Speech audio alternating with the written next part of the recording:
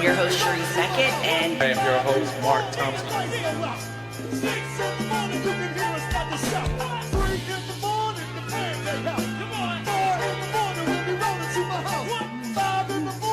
how are you? If you focus on what you did in the past, To lead, transform, and shine. this is a great collaboration. Career Transformation Academy and Queens Behind the Scenes. Mark Thompson, Charise Beckett, about to tear it up.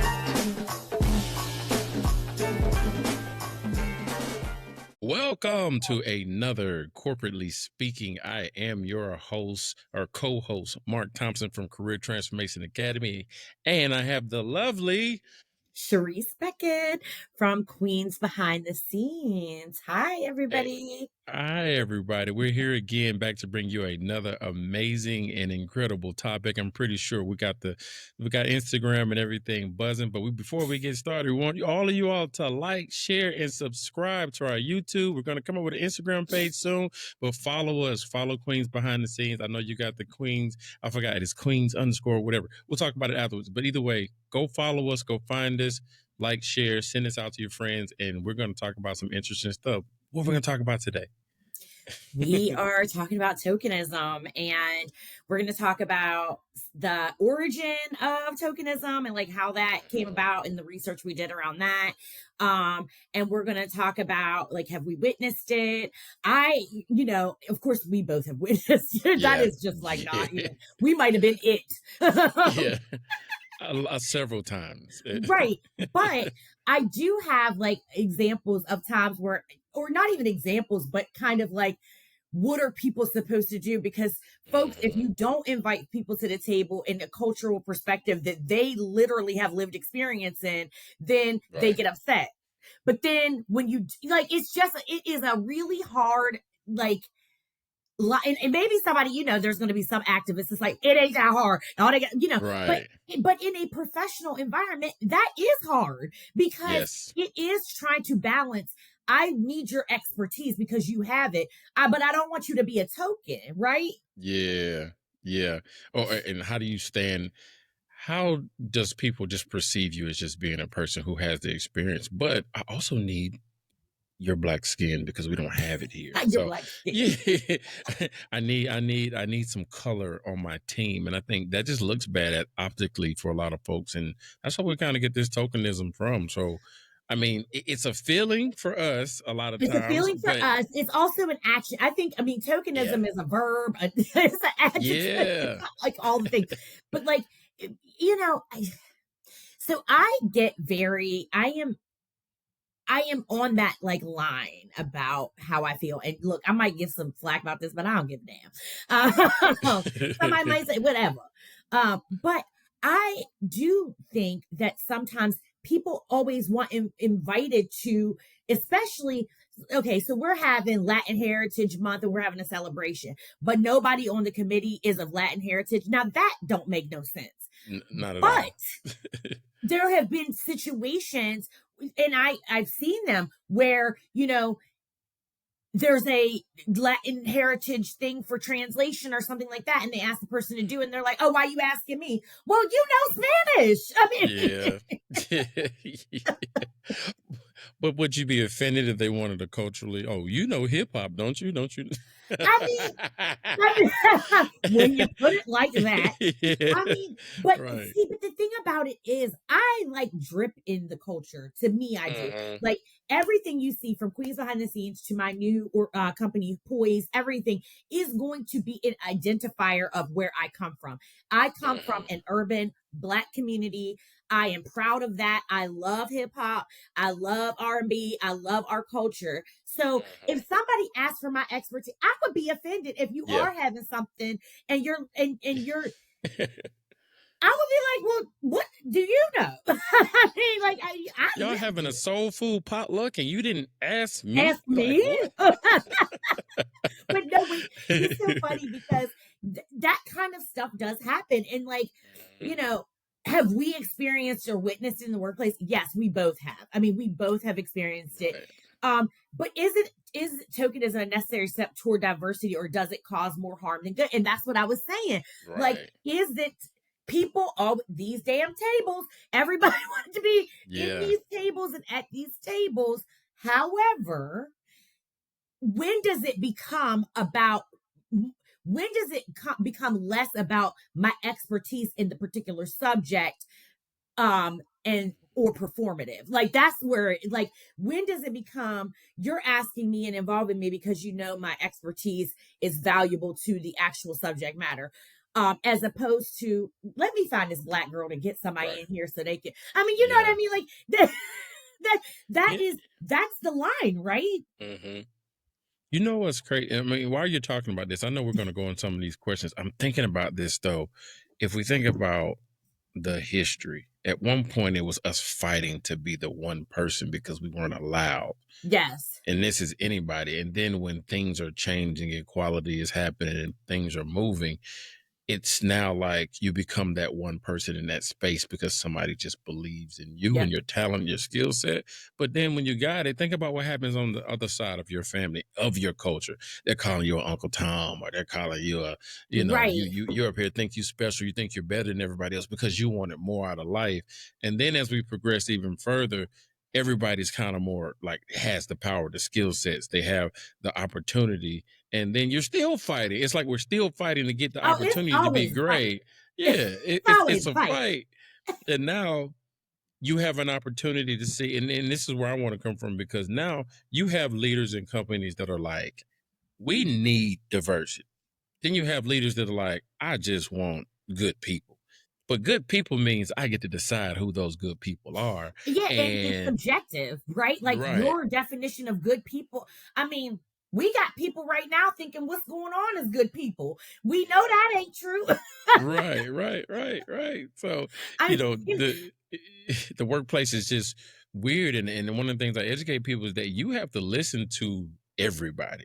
If the culture is speaking diversity, that's a great company. And they're also wanting to bring in talent no matter what your color is. You're just the top choice because you're good at what you do. But if one person is talking about it, but the other people are not talking and they don't give a damn, and then if you look at somebody's leadership and it's just one nationality, there's nobody else. You're like, y'all don't care about this at all. I'm not going to have fun. It's true. And what keeps me comfortable, especially in my role right now, I know I was hired for my expertise. I know that. I know I was hired as a person that's, it's complimentary to know that people do see that in you and see their expertise and how you can add into the mix. So I am thankful for that. Now, there have been other circumstances where you're like, okay, well, do you just want me on here? Because in other years ago, do you want me in this room? Because I'm in the room and now you're not asking me about my expertise and I'm just sitting here. Exactly. And I'm not learning and I'm not teaching. So I'm really just here. Mm-hmm. Right. So do we go through our first question, or are we on that now? How do we define tokenism from HR and leadership perspective? I mean, do they do that? I mean, I'm thinking, so I was telling you I got a new job. So, thank you for. Oh, yes. I am so happy for you. You was like, I'm doing 2 jobs. I was like, Lord, let's reschedule. Three jobs with the kid, so, but, when you think about that, I interview a lot, and some of the things I am more keen to look at the skill set. I want to know. My thing is, how well did you actually do in this interview? And if you did good, I don't care what your skin color looks like. And 9 times out of 10, it's just also me as a manager, I know how to interview. And that's a thing that kills. Some people just don't know how to interview. And if they go off their own biases, they're going to weed you out because they're just not comfortable with what they're seeing. So even if I need somebody of color, I may not choose that person because I just don't think they're good enough, because I don't know how I would be uncomfortable working with that person. So, yeah. I was just looking at an Instagram the other day. I wish I could find it. I am going to find it.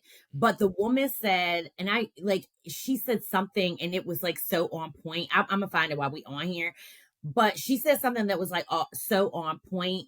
I sent it to myself yesterday But I was like, literally, this is it. It's about uncomfortability. But the other thing is, like, I don't find, I don't see tokenism as much, and I know this sounds crazy, as much anymore. And I don't know. I don't know if it's because of where I'm sitting. Like, I don't see that as, I mean, yeah, I don't see that as much anymore, like I used to. And I used to work for a really, really super progressive company, and it was bought up a lot then. So, like, that's the other thing, is that they felt very comfortable speaking about that. I have got to find this damn thing, because it was such a good, I'm like, was it a TikTok? You know, I, with all the social media, I can't even figure out what I'm sending to people. But it is all of that. It's this, like, uncomfortability. But again, if you're not included and you are a subject matter expert, what does that, you're actually not. So let's go to, I think that this breaking down the tokenism and the origins of tokenism would be a good idea. So the term tokenism originated in the early 1960s, combining token symbolic representation with ism to describe superficial diversity efforts, right? It gained prominence during the civil rights movement, as leaders like Martin Luther King Jr. criticized tokenism as a form of false progress that failed to address systemic inequalities. Now, what I will say about that is, we work so hard. And I'm thinking about Dr. King, right? And I'm thinking about his call out on that. And we've worked so hard, but the problem is what we're seeing now is an illusion. It's an illusion of progress, because we are able to be in spaces that somebody might not have listened to us before, but that is actually still what Dr. King said is it goes on, right? So what is the progress? The progress is an illusion. It is. In my opinion. What do you think? Well, I mean, like I said, just pull up the org chart. He said, pull up the org chart. Pull up the org chart. Look at the org chart. Like, I remember applying for one company, and I was impressed. It was Hispanic, it was Indian, it was Asian, it was white. This is the C-suite. It was diverse. It was like a rainbow. I was like, I want to work for a company like this. I didn't get the job, but I was just so impressed with what I saw.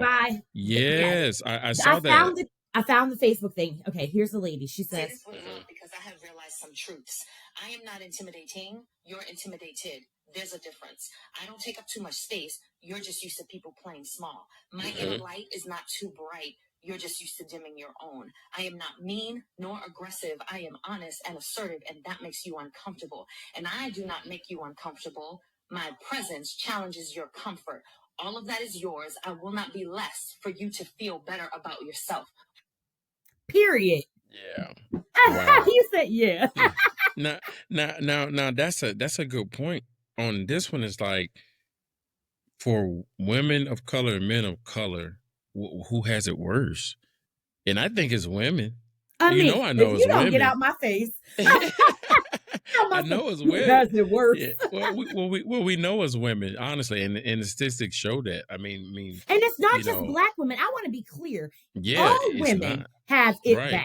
Black women just have, I always talk about, because of the intersection. We're not white and we're not men. So I think that confuses the algorithm of life, because they're like, okay, I don't know how to, but also it's not really black women's responsibility to comfort you and like make you comfortable with us just existing. So like, that's the thing. So I don't think it's just black women. I think all women go through the fight to be tokens in the room. I mean, I've seen white women sitting in rooms as tokens.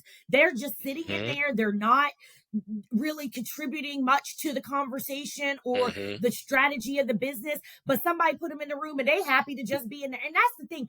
I don't want to be in no shit like that. Sorry, excuse my language. But that's just it's not appealing to me. You know what I mean? Right. That would not be appealing to me, because I feel an expertise to share and offer.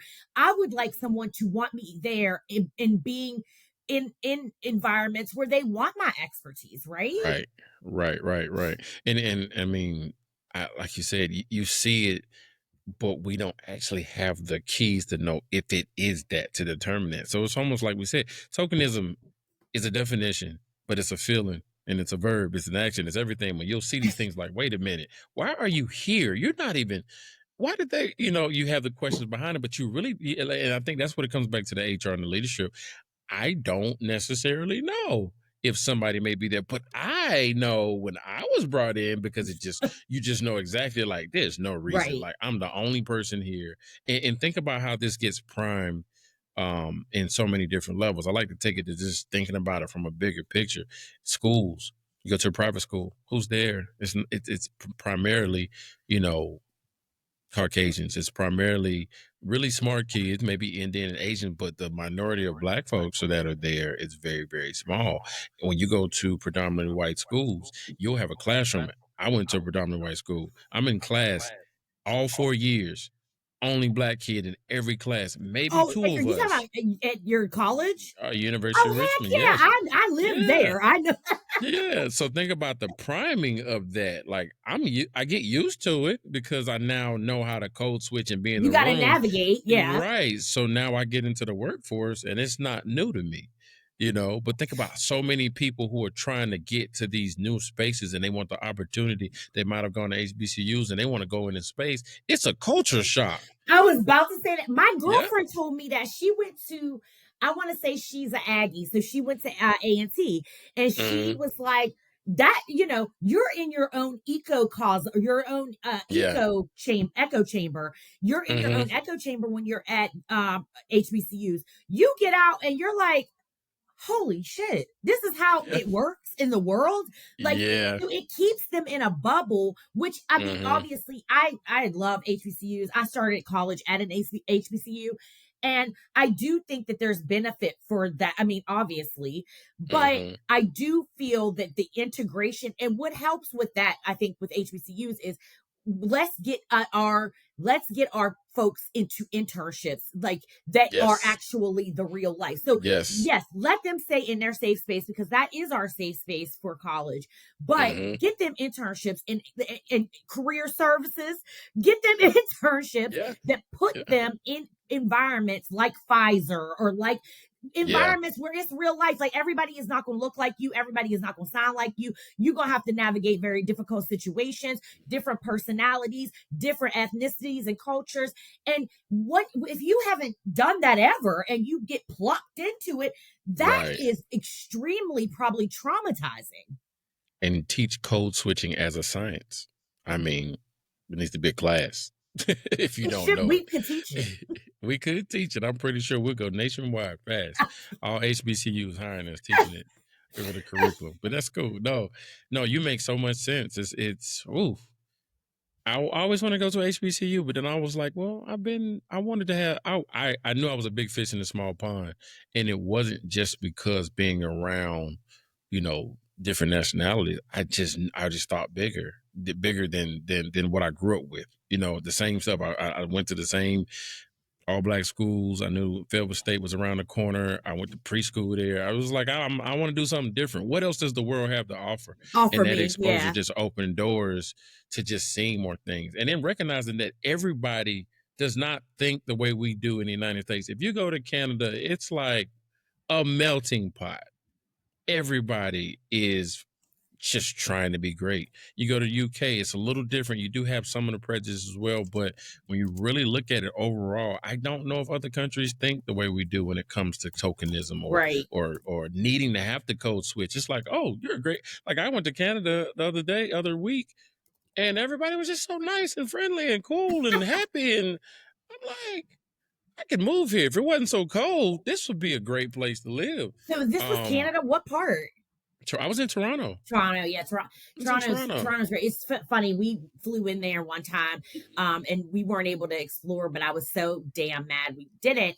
But I mean, you better go as much as possible. They ain't gonna let us in no more. They're gonna cut everything, especially in Mexico. They're gonna cut all that. They get ready to be like, oh, you want to go to the beach? You want a margarita? You better take your tail over to that restaurant. Yeah, you need 2 passports, one to get in and one to get out. Like, what? Well,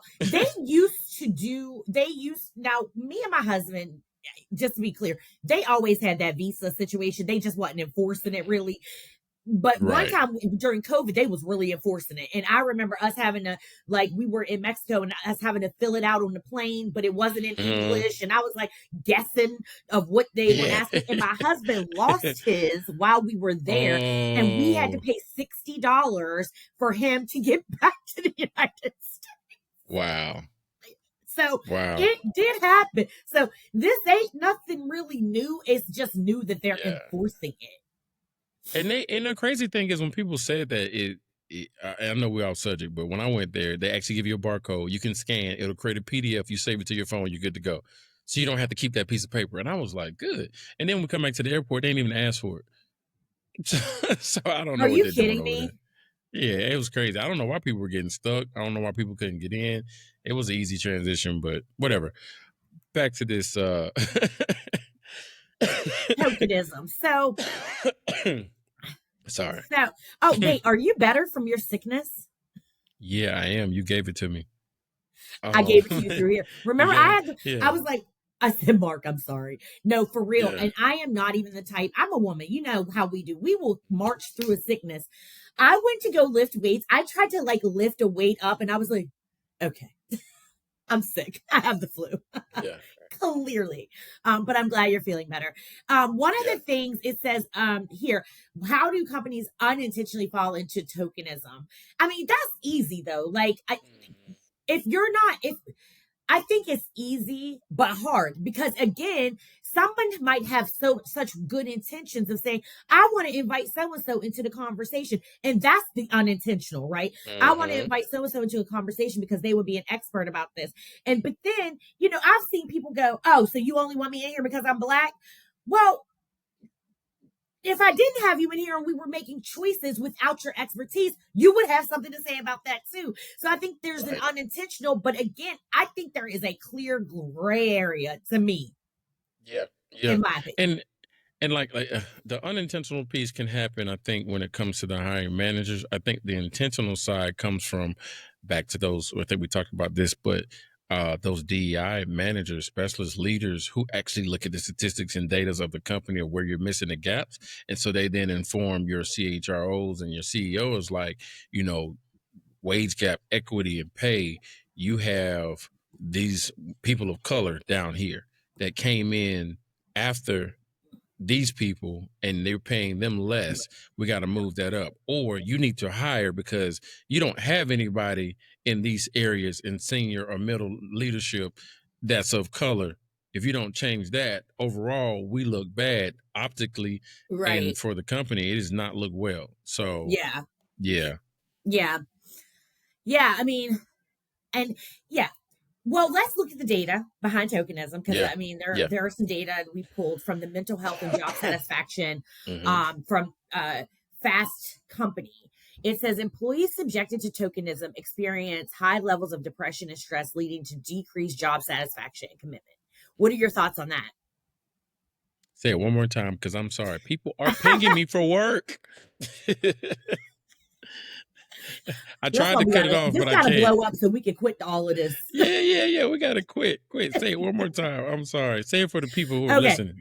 So I'm gonna say it one more time. Okay. So employees subjected to tokenism experience high levels of depression and stress, leading to decreased job satisfaction and commitment. That was from a company called the Fast Company. They do research. So it has mental health and job satisfaction implications. How do you feel about that?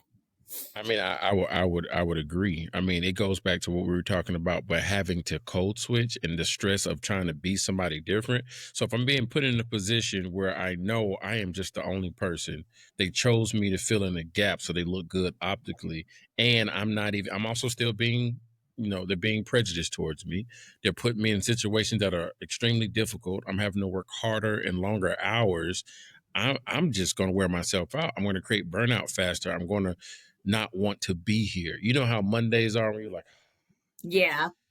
Mondays have nothing to do with life. They have everything to do with work. People hate Mondays because they know they got to go to a job that they hate. And They more don't like, Black people are really dealing with that when they know they're just not valued. Just imagine you being in a leadership role and you're bringing and voicing your opinion about something that is important, that can move the needle to make changes for your company, and you're not respected enough to even get that, to get somebody to support you on that.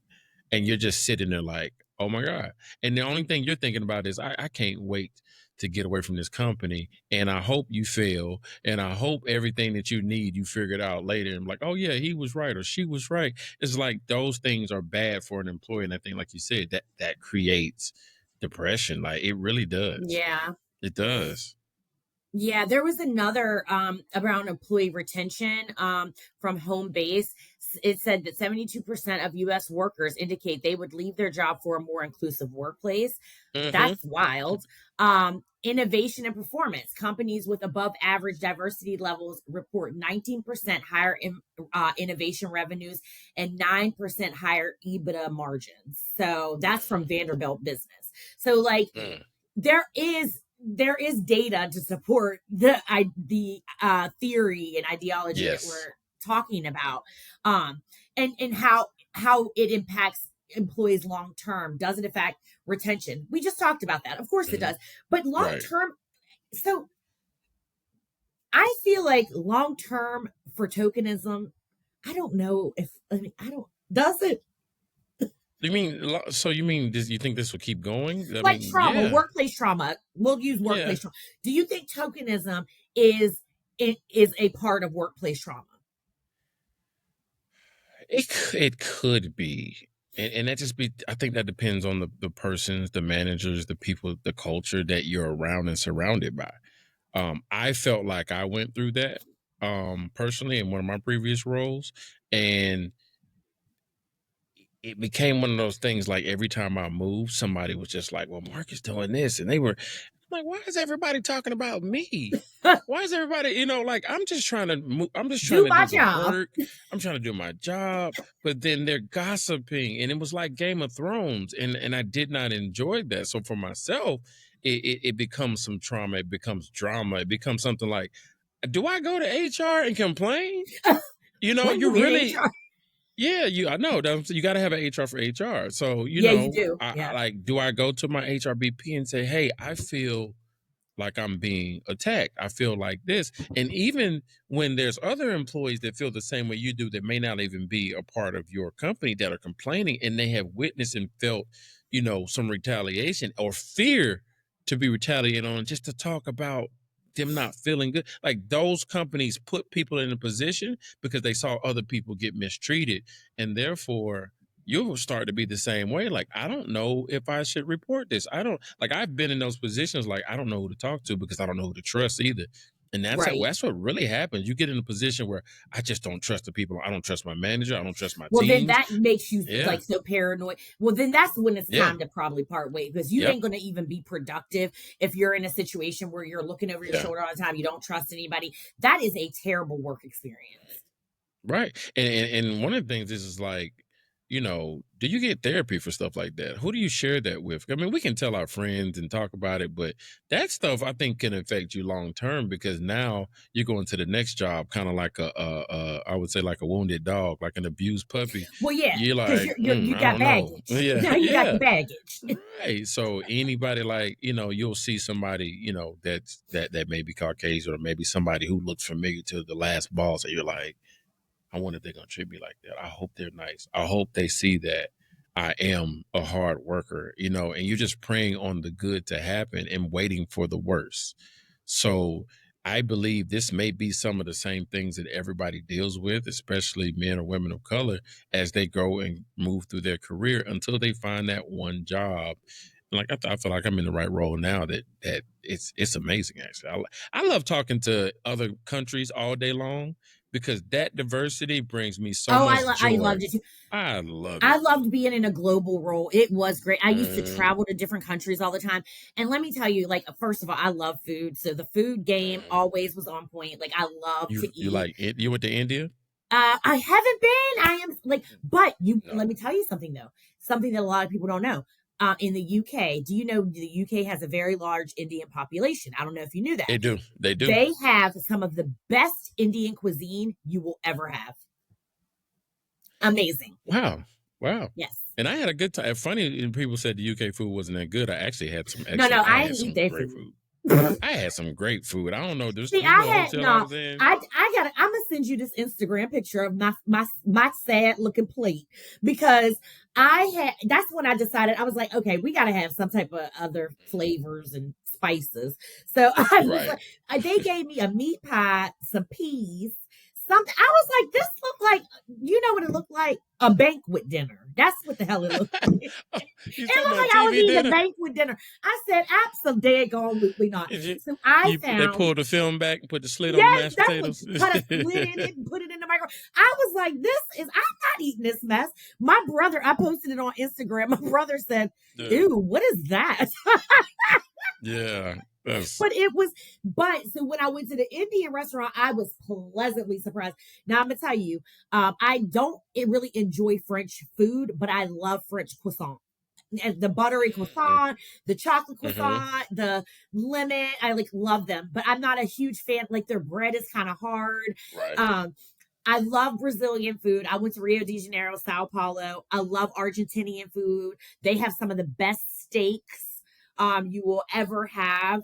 And of course, Thailand had, oh, really? I went to Bangkok. Yes. And they had some of the most amazing food. And I had original cuisine because I was there. Well, I went by myself, but I was there to meet my colleagues in Thailand. And I had a team that reported to me in Thailand that I had never met in person before. So I had to go meet my team. And they took me to all these authentic places. The other place is Bern, Switzerland. Another bomb food, amazing cheese, of course.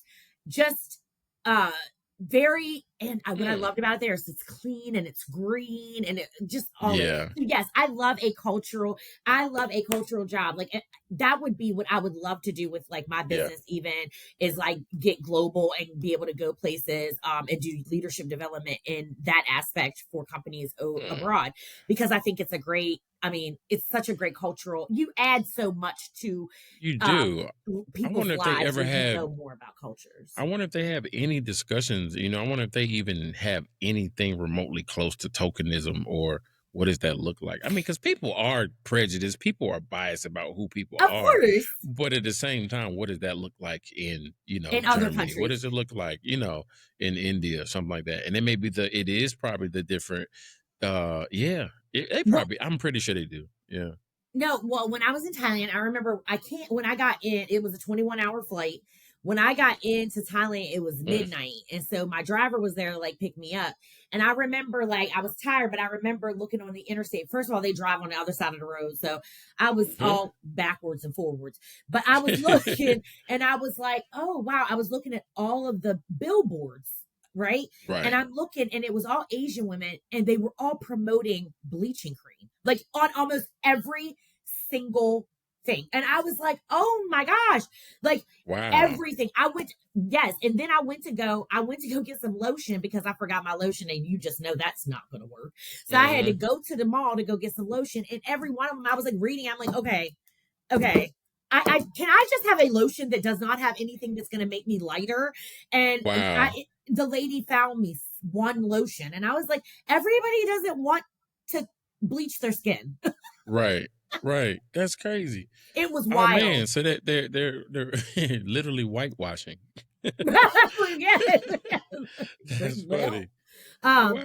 Well, let's talk about a notable example of tokenism in the headlines. I heard about this. I thought it was. It's a case study. Morgan Stanley's DEI initiatives and backlash. So in March of 2025, Morgan Stanley faced significant backlash over its diversity, equity, and inclusion initiatives. After the murder of George Floyd in 2020, now we know, Then CEO James Gorman launched robust DEI efforts, including creating the Institute for Inclusion, pledging the increase of minority representation in executive roles. However, the bank encountered lawsuit from both Black and white employees who felt the initiatives were either excessive or inadequately implemented. Accusations including underpayment, lack of support for minority hires, and failure to promote diverse employees to meaningful roles.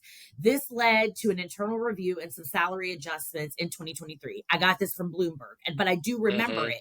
And honestly, it is really just when did this March 2025? What we know was what happened in March 2025. So everybody was dismantling DEI at that point anyway. And I think that just was a part of it. But what I did hear is two things that I heard that stood out. Because they felt that they were inadequately implemented. That right there. What does that mean? Like, we brought you on them by accident? Like, what? I think it means inadequately implemented, like just some raggedy implementation of the institute, because he created the Institute for Inclusion. And I think that they're referring to how raggedy it probably was, the way it was implemented. Yeah. It looks like they was giving people jobs, but really wasn't even paying them, or giving people jobs just to figureheads because they were people of color, but they really weren't contributing. That's what I took from it. That's how I read it. What is your take? No, and then the thing is, they have to report this stuff to the state. So you report all your numbers, you report your if you're public, national, yes. all of that, and in that way, when they look on it at the end of the day, the world is like, ooh, you don't like Black people, or you don't like Hispanics. So this is, I think, where like you said, remember we talked about the fad, DEI was something to be a fad about. After George Floyd, a lot of people started thinking, well, we're pro Black. So let's bring in some people to show people that, But did those people even know what they were doing? That's the other thing, is like a lot of these folks jumped into roles. Now, listen, I'm definitely going to catch a lot of flack about this, but I don't care. A lot of people from where I saw, like, I'm in the DMV, this is what I saw. And at the time I was actually in Richmond. So what I saw was this new thing, and we jumped on the bandwagon of course we want diverse. I mean, it definitely advanced us, of course. Like, that's what we're thinking in advance. We know the demographic that really was advanced by DEI. But however, I think we saw an opportunity to be able to get into these roles, right? But you're getting into roles where people in leadership are hiring you and they don't know what you're supposed to be doing, and you just creating a plane while you're driving it. You know what I mean? So, like, I think there was a lot of that going on, and I think that is kind of what has deflated a lot of the movement. Yeah. I don't. that's. I'm trying to tackle my mind around, because I got a lot of things buzzing right now about how I want to articulate this, but it's especially, I guess it's hard to really capture my mind around what people really want to do with people of color. Why? And if you're not thinking about people and not looking at color at all, then you're making a justification for why you have somebody. But if your company is full of the same people that look like you, then, like that lady said in that thing, the video you had, you're intimidated, you're uncomfortable, you're scared, you're fearful. So what does the future look like if people at the top are still not doing it? And then now you have a president that's like, it's okay, you can do what you want to do. Well, what he's saying, but what he's saying is, this is what's real crazy about that. What he's saying is, people should just be hired for merit. Sir, that ain't even your story. So exactly. Shut up. You know what I mean? Like, that's crazy. So he's just saying stuff out the side of his neck that don't make no sense. I mean, we know that doesn't make sense, because it's like all on merit. And I'm like, oh, we doing stuff on merit? Well, let's go. Let's go. And it's not merit at all. Like, no, I know Yeah, you're just hiring people like, we got a role. Matter of fact, you've been good to me. You've been cool. You gave me my Right. coffee. I'm gonna You make you have the wait, secretary you of. have potential, Right. You and have now great somebody potential. else over there really doing the work. You know what I mean? Like, Right, right. so I just absolutely turned the darn news off because, like Kendrick said, turn the TV off, turn the TV off. Yeah, turn the TV off. I have, like, I limit my news. I get one, so I listen to the Journal, and I don't know if I ever told you about the Journal. It is like the Washington Journal has this. The Washington Journal has a like 15-minute catch you up kind of thing, and I listen to that. That is it. I love Reuters because I think Reuters is just the news. It gives it to you straight. It ain't there's no sensationalism. Right. But I look at it once a week because I'm just sick of every headline being something depressing. Yeah. And I just don't want to live. It's negative, and I don't want to live my life in fear. We moving forward now. Listen, I'm not marching nowhere, but we moving. Yeah. Somebody said, y'all marching on what day? My ancestor said, sit down. Sit, Joe. Sit down. Sit down. right down. We ain't marching. Yeah, no, I'm marching. This one lady said, "March." I'm marching to my bed, getting me some good rest. Yeah, this has something to do with all of us, and I think I said this last time. Unless we all come together in solidarity, this changes the way we think and how things are happening, and operationally supporting certain companies. But we talk about tokenism the same way we talked about being DI and having a culture. It goes back to what I've said before. Your leaders. Depends on your leaders. I'm fortunately at a company that still believes in it. They had to change the name, so it's not DEI, but it is inclusion and support. It's inclusion and equity or something like that. But they believe in it in a way that you see the culture. No one has been like, oh, it's a black guy. They've been like, oh man, how you doing? Nice to meet you. Like excitement. And I'm like I already have a mentor.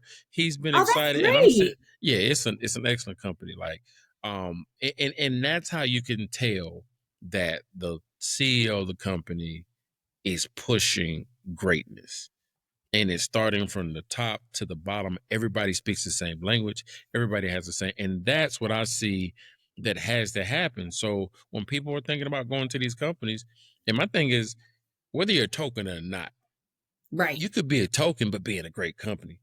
But if you're a token and you're also in the an awful company, good Lord, God, you need to figure it out. Save yourself. Because you don't want to have depression. You don't want to be stressed out. I mean, that's what all the statistics are saying. I mean, it says about 45% of Black professionals are being the only ones, and the very few Blacks who work in the workplace. 67% of Black employees who are the only one report feeling increased pressure to perform, and 76 report are being subject to stereotypes and microaggressions. So, I mean, these are data. This is data that doesn't lie. This is fact. No. We talked about retention issues. I mean, Black professionals leave companies at a 2.5 times higher rate than white peers. And then 45% of Black professionals who leave their jobs cite the lack of inclusion and tokenism as a major factor. So it is being felt. I don't know if people believe it. I really don't even know from an employee relations space, from HR, is that a major discussion to talk about that? Do people take that serious? Are people raising these issues to be able to stand up and speak out to say, this is what I feel is happening to me and I don't like it? Do we address it as that, or do they cover it up with another thing and maybe say, oh, it's not really that. You just need to do some more training. Maybe we'll move you to another manager and not take it serious. I don't know if it's being taken serious in the HR space. Well, what I will say is, the bottom line is there needs to be more open and honest communication and discussion around all of this. Organizations need to be talking about, because these are the people in their organizations. I think that a lot of misunderstanding of how things come off to people of color, I think that discussion needs to be had. But a lot of people are like, I ain't doing it. I'm not teaching them. I'm not going to, that is, I hear that a lot. I'm not doing it.